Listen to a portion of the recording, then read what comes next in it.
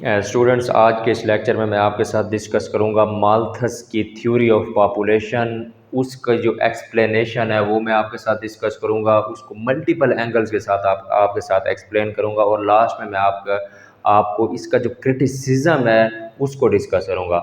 सबसे पहले मैं आपको इसको इंट्रोडक्शन बताता हूँ कि माल्थस जो था ना, वो एक जर्मन इकोनॉमिस्ट और जियोग्राफर था। उसने जो है एक थ्योरी पेश की थी, थ्योरी ऑफ पॉपुलेशन।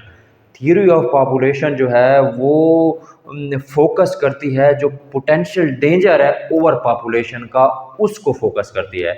यानी कि थ्योरी ऑफ पॉपुलेशन ग्रोथ का जो मेन फोकस है वो है to highlight the potential danger of over population. तो सबसे पहले मैं इसकी पहली स्लाइड देखता हूँ कि ये क्या कहती है डेफिनेशन।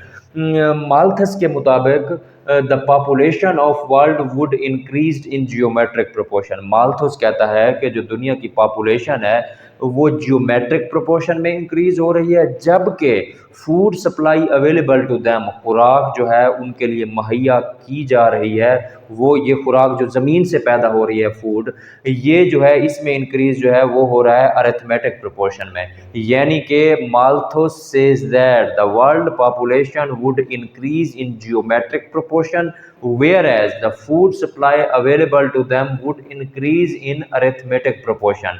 तो इसको मैं ग्राफ की मदद से आपके साथ डिस्कस करता हूँ। ये है स्टूडेंट्स ग्राफ, ये ग्राफ है।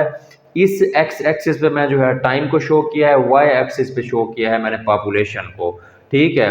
और ये वाली जो लाइन है ये शो कर रही है कि food supply available to human produced by earth, वो किस लेवल के साथ बढ़ रही है। और ये वाली जो लाइन है ये शो कर रही है पॉपुलेशन इंक्रीज। सादा अल्फाज में माल्थस ये कहता है कि अगर नंबर ऑफ पीपल जो है उनको एक अनकंट्रोलेबल वे में बढ़ने की इजाज़त दे दी जाए, यानी कि if the population is allowed to increase in uncontrollable way, then the population has much enough power to multiply और increase their numbers as compare to food supply available to them. यानी कि अगर लोगों की तादाद में इजाफे को अनकंट्रोलेबल में बढ़ने से इजाज़त दे दी जाए तो जो फूड सप्लाई है वो कम पड़ जाएगी, या फिर फूड सप्लाई में जो इजाफा है उसकी स्पीड जो है वो पॉपुलेशन में इजाफे की स्पीड से कम होगी।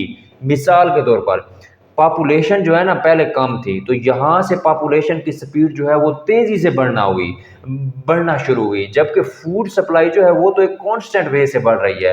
तो माल्थस कहता है कि जब पॉपुलेशन ज़्यादा स्पीड से बढ़ेगी और उसको फूड सप्लाई अवेलेबल जो होगी वो कम रफ्तार से बढ़ेगी, तो एक पॉइंट ऐसा आएगा जब फूड सप्लाई और पॉपुलेशन जो है एक दूसरे को मीट करेंगे। यानी कि एक पॉइंट ऐसा आएगा जहां पर फूड सप्लाई सिर्फ उतने इंसानों को फूड मुहैया कर सकेगी, उसके अलावा जो पॉपुलेशन इंक्रीज होगा, ठीक है, वो इजाफी होगा। उसके बाद जो पॉपुलेशन इंक्रीज होगा उसको जो है लैंड जो है ज़मीन उसको अपनी फूड मुहैया नहीं कर पाएगी, जिसकी वजह से डेंजर पैदा होगा किसका, रिस्क ऑफ स्टारवेशन का, हंगर का, माल न्यूट्रिशन का, डेथ। इसकी वजह से इन इन इन इन चीज़ों की डेथ जो है वो डेथ की काज बनेंगे। तो ये वो पॉइंट है जिसमें फूड नीड और उसकी अवेलेबिलिटी जो है वो इक्वल होंगे। तो ये जो ग्राफ है ये आपको पॉपुलेशन थ्योरी जो है माल्थस की उसके बारे में कंप्लीट एविडेंस देता है। उसके बाद जो है स्टूडेंट्स मैं आपको इसकी एजम्पशन बताता हूँ कि this Malthus theories have two basic assumption. सबसे पहली एजम्पशन क्या है, humans have basic urge to multiply. ये तो बेसिक एजम्पशन है कि ह्यूमंस जो है वो मल्टीप्लाई होने हैं। दूसरी है कि food is essential components of human existence. ये भी एक बेसिक बात है कि फूड जो है वो एसेंशियल कंपोनेंट है ह्यूमन एग्जिस्टेंस के लिए। माल्थस कहता है, इसी में एजम्पशन को थोड़ा एक्सप्लेन कर दूं, माल्थस कहता है कि जो पॉपुलेशन में इंक्रीज की जो पावर है वो मच ग्रेटर है फूड सप्लाई में इजाफे के, यानी कि पॉपुलेशन में बढ़ोतरी की जो पावर है लोगों की वो ज़्यादा है as compare to increase in food supply. अगर इसी तरह अनचेक्ड वे से जो है पॉपुलेशन बढ़ती रहेगी तो एक लम्हा ऐसा आएगा कि लोगों को खाने के लिए फूड अवेलेबल नहीं होगी, जिसकी वजह से आपको पता है, जैसे मैंने अभी बताया कि हंगर होगा, स्टारवेशन होगा।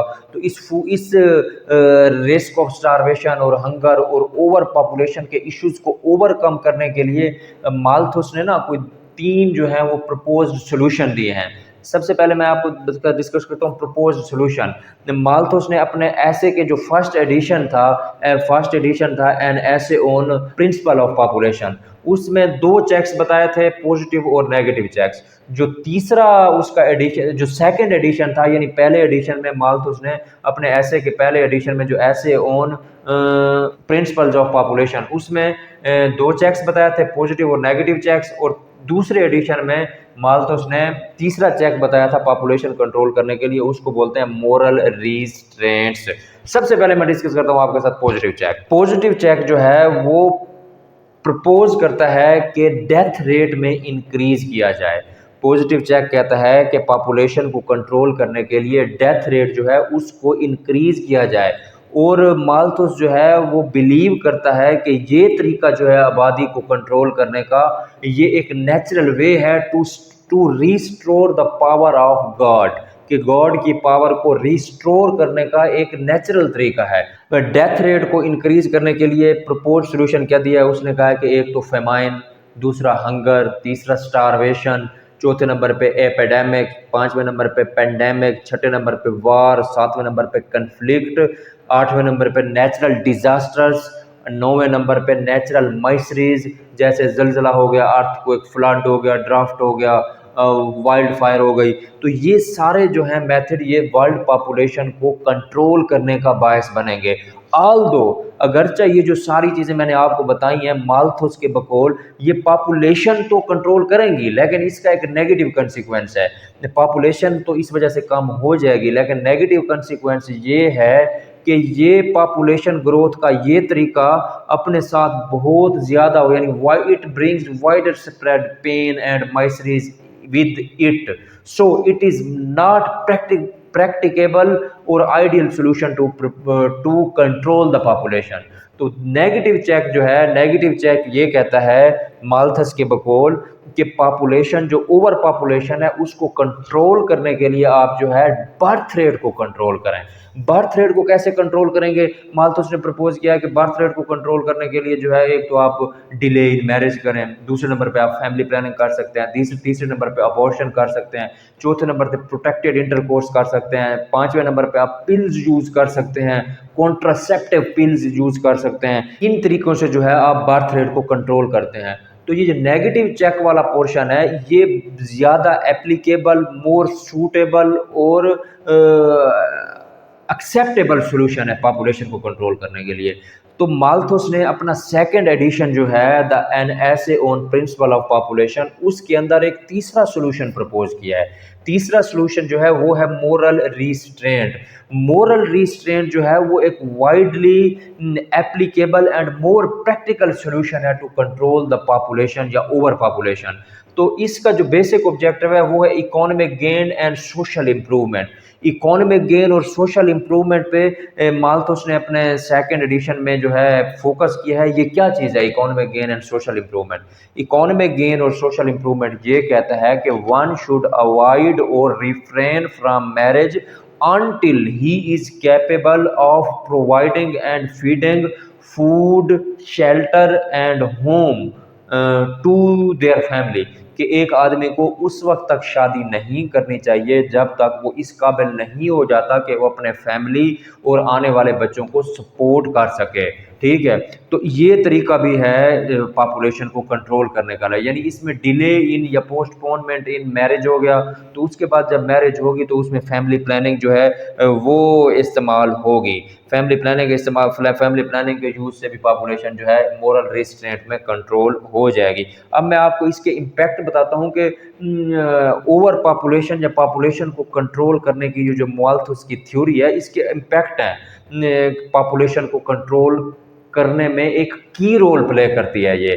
लेकिन जो 19th सेंचुरी के एंड तक यूरोप के अंदर जब लोगों का लाइफ स्टैंडर्ड बेहतर हुआ इंडस्ट्रियलाइजेशन की वजह से, तो जो कंसर्न था वो producing more child to less child जो है वो लोगों का फोकस चला गया। तो यूरोप और अमेरिका यानी वेस्टर्न वर्ल्ड में जो है ये तो बन गई माल्थस की थ्योरी इररेलेवेंट। लेकिन वो ममालिक जो थर्ड वर्ल्ड कंट्री में शुमार होते हैं, जिनकी इकोनॉमी जो है अग्रेरियन इकोनॉमी है, जैसे एशियन कंट्रीज हो गए या फिर बिल्कुल साउथ एशियन या फिर अफ्रीकन कंट्री, उनमें जो है माल्थस की थ्योरी अभी भी क्रेडिबल है। ठीक है, इसके बाद स्टूडेंट्स मैं आपके साथ डिस्कस करता हूँ इसके क्रिटिसिज्म कि माल्थस की थ्योरी जो है वो वाइडली क्रिटिसाइज हुई है। किन किन बेसिस पे क्रिटिसाइज हुआ है ये मैं आपसे अभी डिस्कस करता हूँ। सबसे पहला क्रिटिसिज्म इस पे ये है कि कार्ल मार्क्स कहता है कि माल्थस जो है उसने अपनी इस थ्योरी में फूड सप्लाई में जो बढ़ोतरी है या इजाफा है उसको बयान करते हुए ह्यूमन पोटेंशियल को इग्नोर किया है, उसको डिस्कस ही नहीं किया कि एक ह्यूमन पोटेंशियल है जो कि फूड सप्लाई में पॉपुलेशन में इजाफे से ज़्यादा बेहतरी कर सकता है, ज़्यादा इजाफा कर सकता है। उसके अलावा कार्ल मार्क्स कहता है कि जो फूड सप्लाई में इजाफे के लिए जो साइंस एंड टेक्नोलॉजी का इस्तेमाल है, यानी कि साइंस और टेक्नोलॉजी के इस्तेमाल से हम फूड की जो प्रोडक्शन है, एग्रीकल्चर प्रोडक्टिविटी, उसको बढ़ा सकते हैं। माल्थस ने इसको भी डिस्करेज किया है, इसको भी काउंट नहीं किया। जो सोशल साइंस की फील्ड से थिंकर्स थे उन्होंने माल्थस की थ्योरी ऑफ पॉपुलेशन को इस तरह क्रिटिसाइज किया है। उन्होंने कहा है कि सोशल साइंस के थिंकर्स कहते हैं कि माल्थस ने सोशल, इकोनॉमिकल और पॉलिटिकल फैक्टर्स जो हैं उनको डिस्करेज किया है, उनको कंट्रीब्यूट ही नहीं किया पॉपुलेशन को कंट्रोल करने में। माल्थस ने अपनी इस थ्योरी में फूड में इजाफे को बयान करते हुए better seeds, tractor, agriculture machinery, fertilisers और पेस्टिसाइड्स, इन चीज़ों के इस्तेमाल और इनके नतीजे में प्रोडक्शन में इजाफे को कंट्रीब्यूट ही नहीं किया अपनी थ्योरी में। तो ये चीज़ें जो हैं ये फूड में इजाफे का काफ़ी हद तक बायस बनती हैं। और आज भी बहुत से ऐसे एडवांस कंट्रीज़ हैं, यूरोपियन कंट्रीज़ और अमेरिकन यानी वेस्टर्न कंट्रीज़, जिनकी पॉपुलेशन ग्रोथ में इजाफे से उनकी फूड प्रोडक्शन जो है वो कई % ज़्यादा पैदा हो रही है।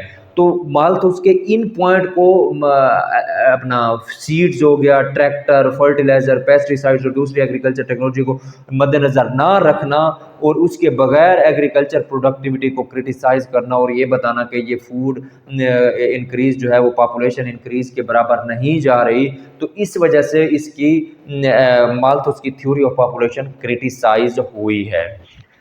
तो कुछ और क्रिटिक्स हैं, वो कहते हैं कि फूड की कमी जो है ना वो आबादी के बढ़ने की वजह से नहीं होती। यानी ऐसा नहीं होता कि लैंड तो चूंकि फिक्स है, लैंड चूंकि फिक्स है, माल्थस कहता है लैंड फिक्स है तो पॉपुलेशन जो है वो ज़्यादा स्पीड से बढ़ रही है और इसके मुकाबले में जो उसको फूड सप्लाई अवेलेबल होगी वो कम स्पीड से उसमें इजाफा हो रहा है। लेकिन जो क्रिटिक्स हैं वो कहते हैं कि फूड की कमी पॉपुलेशन में इजाफे से नहीं हो रही, फूड की कमी इस वजह से हो रही है क्योंकि जिस ज़मीन पर आपने फूड ग्रो करनी है उस ज़मीन की मकदार में या उसकी क्वांटिटी में वो भी कमी होती जा रही है। क्योंकि मिसाल के तौर पर अगर 100 स्क्वायर फीट एक इलाका है, मुल्क है मिसाल के तौर पर 100 स्क्वायर फीट का, उसमें 30 स्क्वायर फुट पे आबादी रहती है और 70 स्क्वायर फुट पे उसके अंदर एग्रीकल्चर एक्टिविटी होती है।